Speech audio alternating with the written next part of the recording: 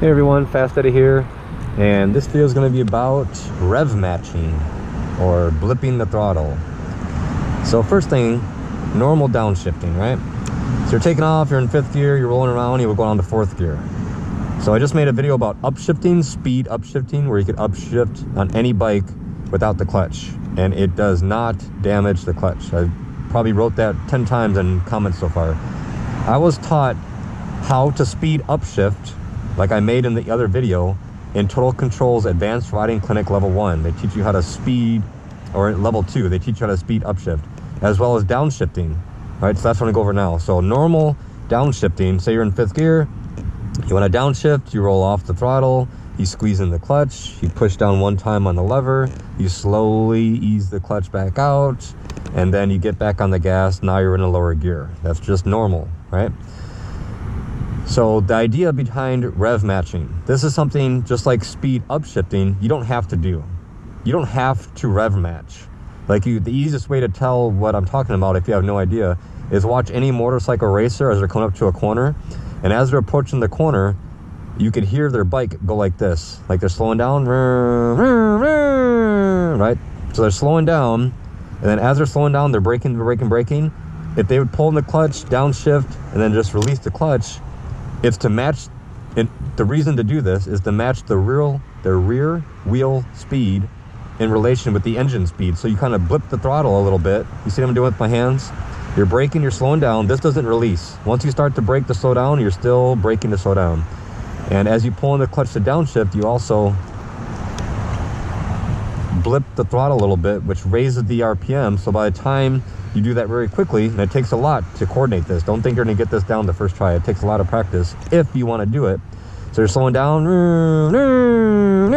you see what I'm saying? You raise the RPM up, so when you release the clutch, the RPMs are raised up higher to match the speed of the engine versus the rear tire. Because otherwise, if you just drop the clutch, your rear tire might start hopping, or it could skid out or do a bunch of stuff.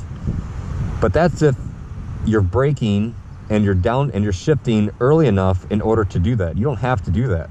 What you could do is just slow down, and once you slow the bike down enough to where the speed is matched, like you're just going slow enough, you could just downshift, release the clutch slowly like normal, and the speed is already matched because you slowed the bike down enough already. You don't have to rev match. So again, you don't have to do this. This is something that I do when I'm at the track and I'm riding. For one, I like the sound of it, it's fun to do, and the way I brake, for me, when I'm at the track, I brake earlier and smoother versus hard at the last second, braking really, really hard, downshifting 3 or 4 gears, releasing the clutch and going into it. I don't ride like that. But like in the course American Super Camp, everybody there was like, yeah, I don't blip the throttle. There's no need to. Just slow the bike down, put it in whatever gear you want to. The RPMs and the engine speed and the rear wheel speed will match anyways. You can just downshift, release the clutch and go because your bike is slowed down enough. So I tried that for a while, and for me personally, I like to rev match and blip the throttle, but you don't have to do it, right? You have to figure out what's best for you. So what I'm gonna do is I'm gonna take off. This is a very secluded road. I mean, there's traffic right here, but this is a secluded road, and it goes down for a while and it goes back behind me for a while, and there's no stop signs or anybody else, and very little traffic of anything. Like there's a bicycle guy coming up behind me, but that's probably the only bicycle. I mean, there's people down there, but there's no cars. That's the point. So I'm gonna take off, and first I'm gonna speed upshift, just like I was doing before. To speed upshift, you put your toe with a little bit of pressure underneath the lever, and whenever you want to shift gears with a little bit of pressure on it, right, not a lot, just a tiny bit, and you're not just holding it there, it's only when you want to shift. So you want to start shifting, so you're accelerating first gear. Whenever you want to shift, you put your toe underneath it, add a little bit of pressure up, and whenever you want to shift gears, as fast as you can move your hand like that, it will naturally, with a little bit of pressure, just go into the gear easier without a dramatic loss of RPMs. So I'm gonna take off, I'll speed up shift, and I'll keep on going to like 5th gear, and then I'll start rev matching or blipping the throttle, downshifting all the way back down to 1st gear to a complete stop.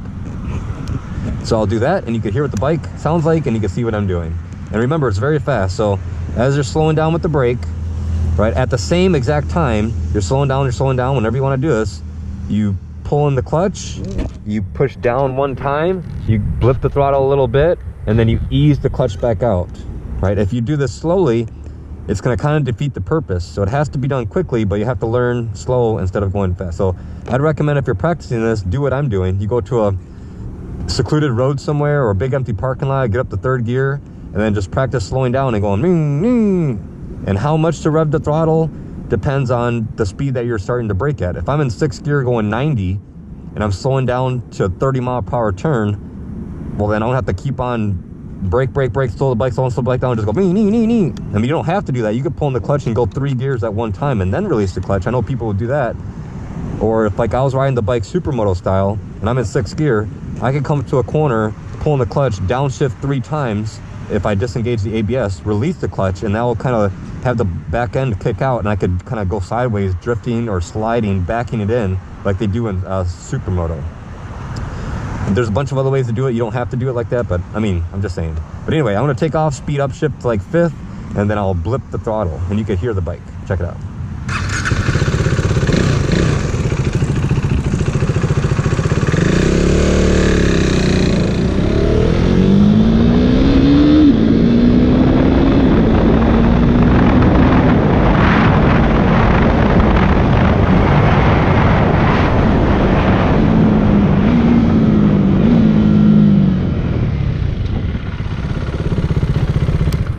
So as you can see, I was speed upshifting. Whenever I wanted to shift, I just, as fast as I could twitch my hand just to relieve a little bit of pressure off the engine.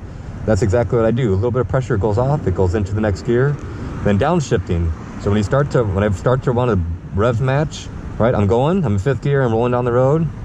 I start to decelerate like normal. So watch my hand, so I'm riding, starting to slow down. I reach up with my first 2 fingers, and I do this with the 2 fingers because I have the most dexterity and the most power with these 2. I'm not going to blip with these 2. So I always only use these 2 fingers with the front brake. Most bikes are powerful enough where the 2 fingers is good enough. So that's a whole nother topic. Anyway, roll off the throttle, I start to slow the bike down, and at the same time, I have my foot ready on top of the lever. So at the same time, all in one motion. And a way to test yourself to do this is what I recommend to do, because a lot of people, when they try to do this, they can't keep pressure on the front brake while they're blipping at the same time. You see what I'm saying? So you have to keep on slowing down, but you have to be able to keep the pressure on the brake while manipulate the throttle at the same time. Again, this is not something you have to do, but it's fun to do, which is a lot of things I do is simply fun. And it does work if that's the preference of riding that you do. If you're the type of rider that just slows down and doesn't want to blip the throttle, and you just slow the bike down enough so by the time you downshift, you're at the right speed anyway, that's fine too. And I'm going to demonstrate that. I'm not going to blip the throttle, but I'll still get up to 5th gear, and I'll slow the bike down. I'll just keep on braking, and I just delay downshifting until my bike is slow enough to be in the right speed for that gear. So I'll do it the other way, not blipping the throttle. Check it out. I'll still speed upshift all the way to 5th.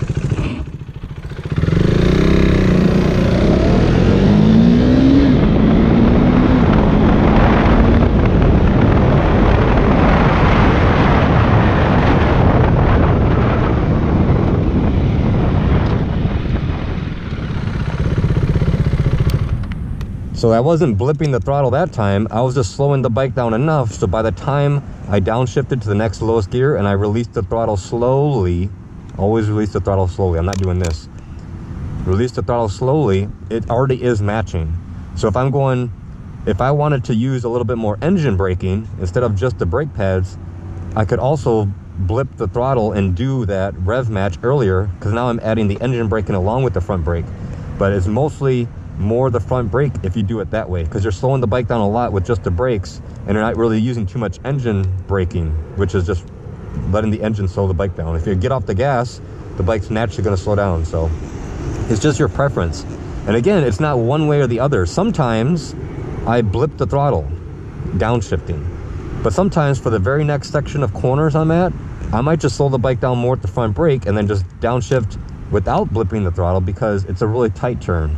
Or maybe it's a faster sweeping turn, I want to use more engine braking. I mean, it all depends. There's no right or wrong. Like I made a video about, and I'm going to be releasing it soon because a lot of you guys wanted to see this. Sometimes going through corners, I just naturally stay neutral on the bike. I don't move anything. Sometimes I do normal body position, like lean off to the inside like this. Sometimes I push the bike down and stick my leg out and I supermoto the bike through a corner. And sometimes I do a combination. This corner coming up, I might lean into the inside. The next corner come up, I might stay neutral. The very next corner might be a tight right, I might supermoto the bike by pushing it down. The corner dictates what I do. If it's a blind, off camber, crappy road like this, I'm not gonna supermoto the bike and make it lean more, because that's more risk, especially with bad pavement like this.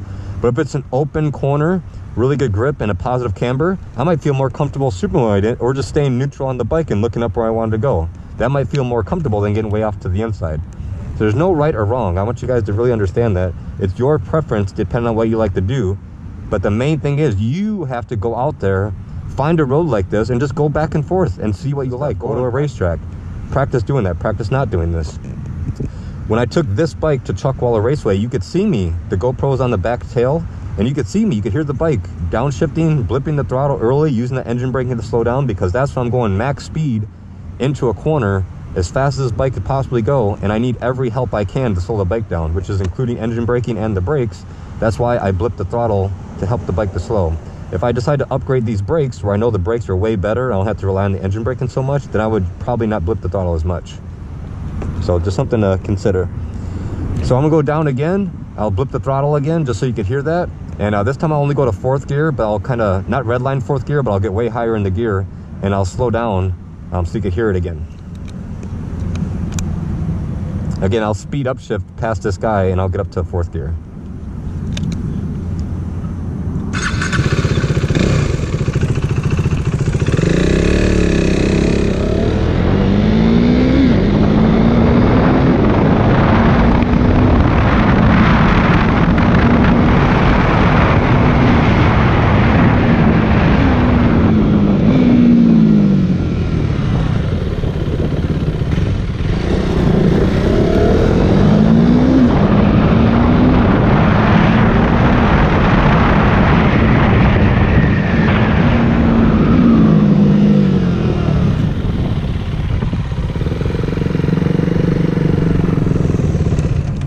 So as you can hear, when I got up into 4th gear, right, if I blip the throttle and rev match and do that earlier, I'm using more engine braking, not so much on the brake pads, and it all depends again. It all depends on what I'm doing, where I'm at, what type of road is it. I mean, there's so many different variables.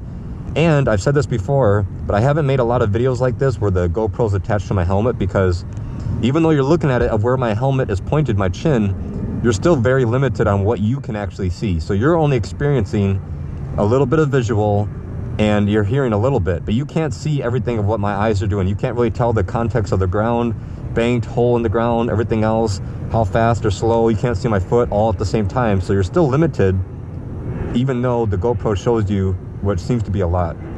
So just keep that in mind. The main thing is, like all my videos, I don't edit any of my videos. I don't make any cool sounds or fancy pictures or words, because that's all irrelevant to me. I don't care about any of that stuff. I'm never going to do it. The main thing is to show you enough to motivate you to go out and practice this stuff on your own. Let's see you do it. Go practice. You have to do an experiment. Okay, I tried downshifting, but I don't get it. So a way to practice this, I mentioned it earlier, but I actually forgot to tell you. So a lot of people, like I said, they have a hard time holding the front brake while doing this. So what you can do is practice doing this, just not moving. This is what they did in Total Control Advanced Riding Clinic Level 2, which I highly recommend you take, Level 1 and Level 2, because it shows you body position, trail braking, everything, line selection, suspension setup. Level 2, you go into emergency braking really fast, upshifting, downshifting, all that stuff. It's all in Total Control Advanced Riding Clinic Level 1, Level 2. I recommend you take it, because what I'm showing you right now is not nowhere near. It's like 1% of what you would experience at the course with instructors to show you what you're doing, show you how to do it. But one of the things I remember in the course is someone stands in front of you and they pull the bike towards them. They put their hands here and they try to pull the bike towards you. So you have to hold the brake, not let them go, not let them pull your bike as you're doing this. They just have you do this, right? You quick lift the throttle, pulling the clutch, and they actually have you go like this with your foot. So you're doing all three at the same time. They're trying to pull the bike that way, or you could get behind or try to push your bike forward. Just to have you keep in mind, you have to keep the brake steady pressure while you're doing everything at once, right? So I'm gonna go all the way down to the end here, just because it's fun. As you can see, right behind me is the ocean, and they got the river right here, and then this is a lonely blank road.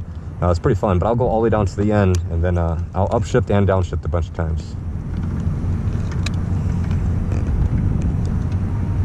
And that's just coming to a stop. So I'll upshift and downshift, blip the throttle, but I'll stay in the gear, and I'll speed upshift again and go up a couple gears. I'll downshift, blipping the throttle. I'll downshift, not blipping the throttle. I'll just do a bunch of stuff from here all the way to the end.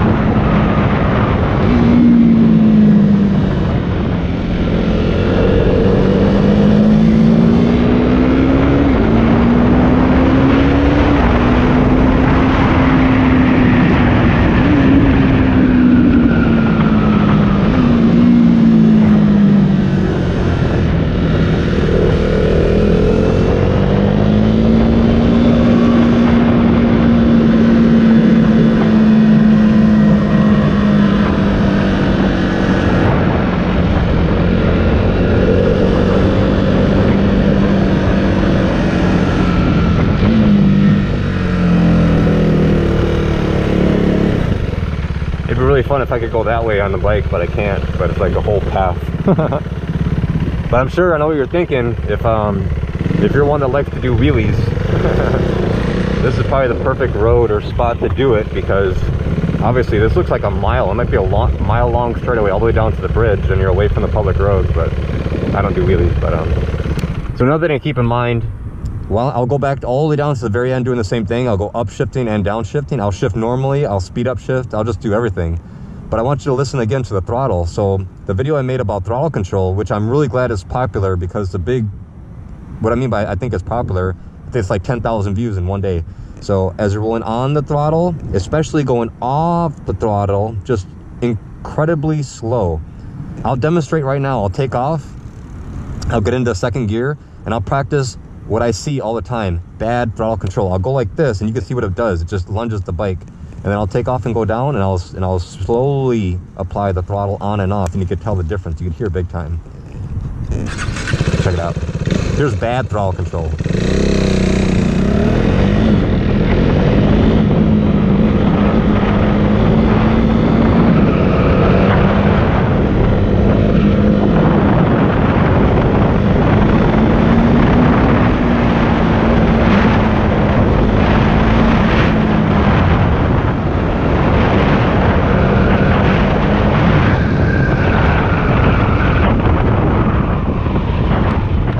Like I just did right there, I was in third gear. I pulled in the clutch, I went all the way down to first, and I just held the clutch all the way until I stopped. That's what I do if I'm at a stoplight right here and this thing turns yellow, and say I'm in fifth gear going, 50 miles per hour like these cars are going.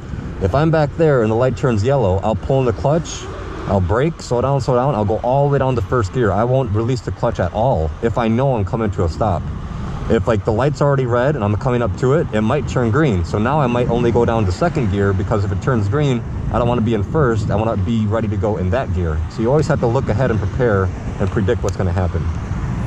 So once I go past the stop sign, I'll practice good, smooth, slow throttle control.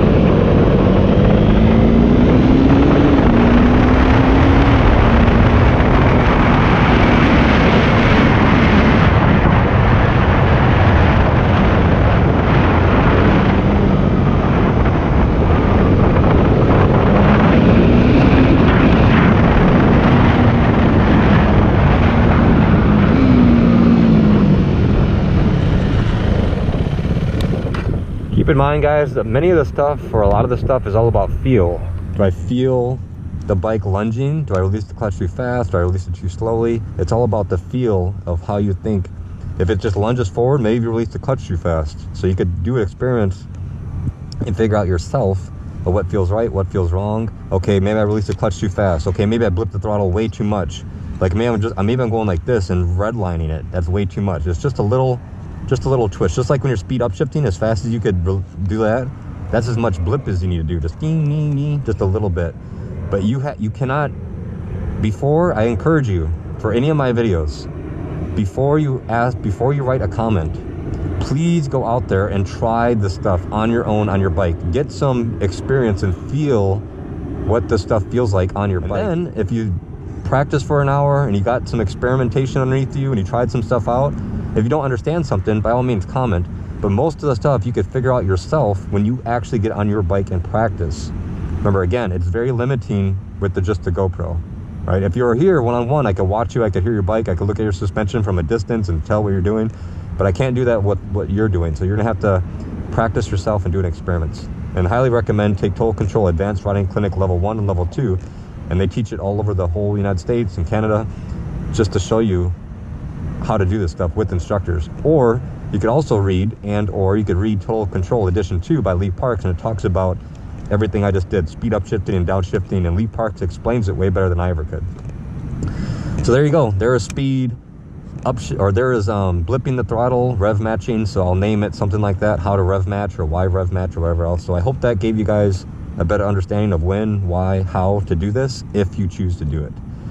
So thanks for watching, and don't forget to subscribe, hit the little bell button so you know when I upload another video, and I'll see you next time.